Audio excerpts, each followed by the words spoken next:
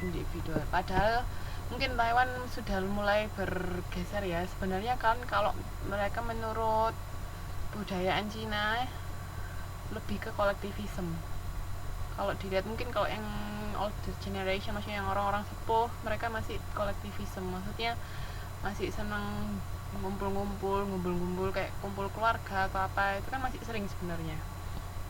Tapi kalau mungkin yang untuk anak-anak muda sudah cenderung ke individualisme. Iya, jadi sebenarnya tergantung sih, nggak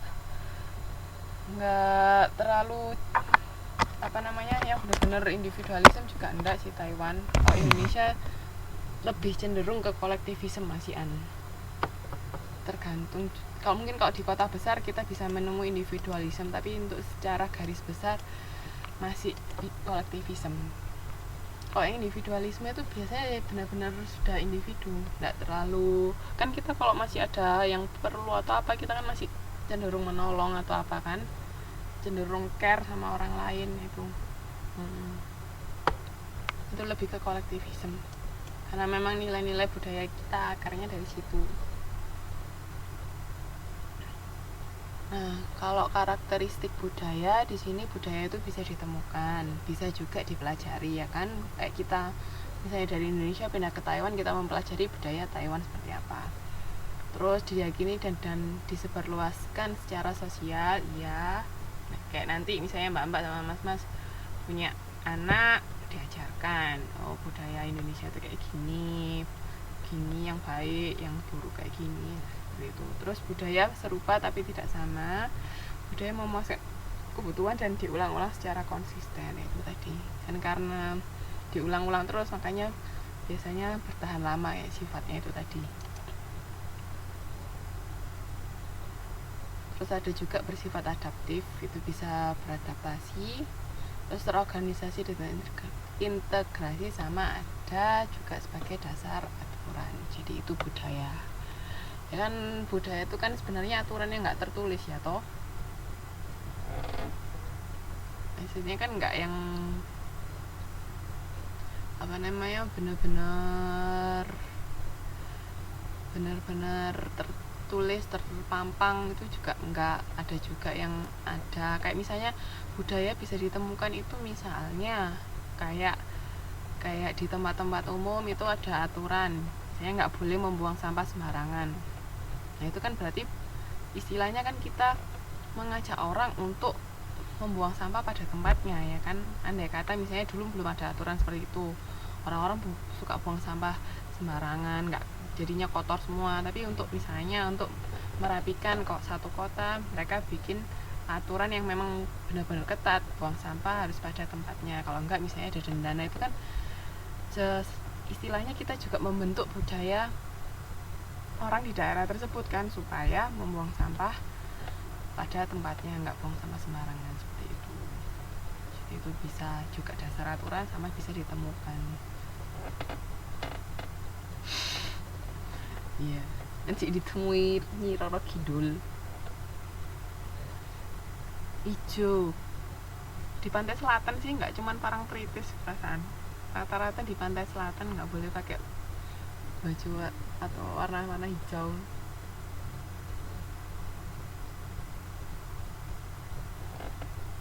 Iya.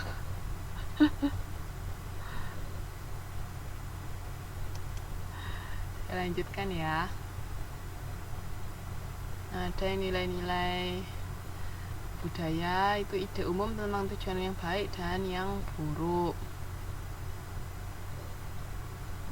Iya, makanya budaya itu kan bisa juga sebagai dasar aturan toh. Terus norma itu ada custom, moral, sama convention. Apa itu? Yang tahu apa itu custom?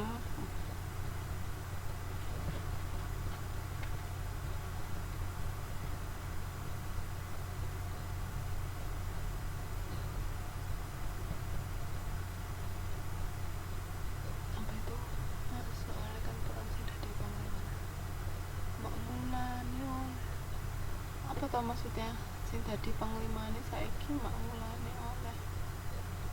Apa itu makmulane oleh?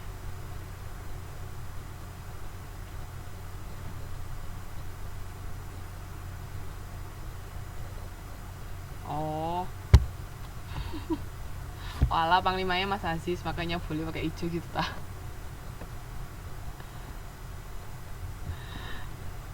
Oke, kita lanjutkan. Custom itu norma yang diturunkan dari masa lampau yang mengatur dasar kehidupan, seperti pembagian dalam pekerjaan dalam rumah tangga. Nah, jadi udah dari zaman dulu sampai sekarang itu misalnya yang bagian mencari nafkah itu bapak, bagian memasak, bagian mengurusi rumah tangga itu ibu. Cuman kan sekarang mungkin kebanyakan juga saling membantu ya, ada juga ibu yang bekerja, ada juga bapak yang membantu pekerjaan rumah tangga itu. Kalau moray itu custom yang dengan penyimpangan moral yang kuat, jadi lebih sering melibatkan perilaku yang tabu atau dilarang, contohnya mungkin kanibalisme. Jadi itu moray itu kebalikannya dari custom, penyimpangan, sesuatu yang menyimpang. Jadi kalau convention itu norma yang berdasarkan pada tingkah laku dalam kehidupan sehari-hari berhubungan dengan seluruh konsumen. Ini lebih ke perilaku manusia, itu convention. Jadi kalau custom itu norma-norma. Sumanto itu masih di penjara nggak sih?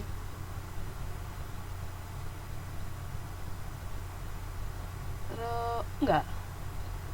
Oh sudah bebas dah? Oh, tahu saya nggak ngikutin.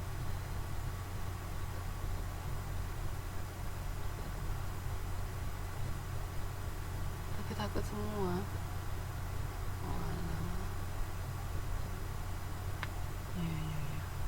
Nah ini apa yang harus dilakukan pemasar terhadap perubahan budaya? Apa ayo? Tinggal di pesantren, nggak apa-apa. Ada yang paling nggak kan ada yang ngontrol gitu. Kalau misalnya sendiri kan agak bahaya. Nih apa ayo? Apa yang harus dilakukan pemasar terhadap perubahan budaya? Kira-kira apa?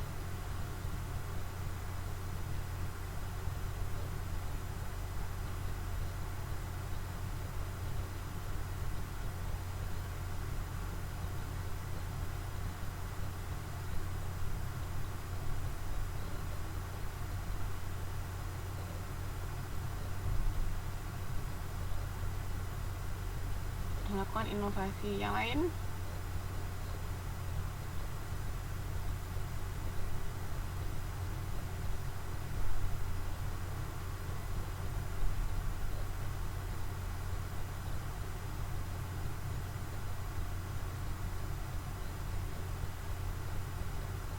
Halo, yang lain?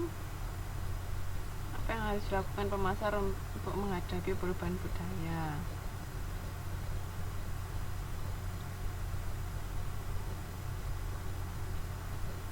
Monitor, cuman monitor aja.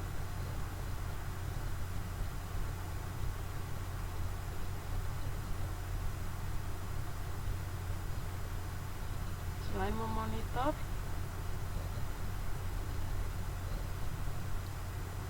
tapi tidak melakukan apa-apa, merespon, monitor kondisi. Iya, jadi kalau ada perubahan budaya itu harus tanggap perusahaan itu, terutama bagian marketing itu harus tahu mereka. Kalau misalnya memang ada perubahan, ya kita gimana caranya produk kita bisa menyesuaikan dengan budaya yang ada sekarang. Jadi jangan sampai kita tetap memproduksi sesuatu yang sudah out of date, maksudnya sudah lewat, orang-orang sudah meninggalkan hal tersebut misalnya, itu kan kita yang rugi, ya toh. Jadi harus cepet beradaptasi. Jadi kayak misalnya andai kata dulu Nokia itu dia bisa lebih cepat berubah, menyesuaikan, maksudnya mengikuti tren dengan menciptakan smartphone, mungkin dia nggak akan bangkrut kayak sekarang. Tapi karena dia terlambat untuk merespon perubahan itu tadi, ya sudah.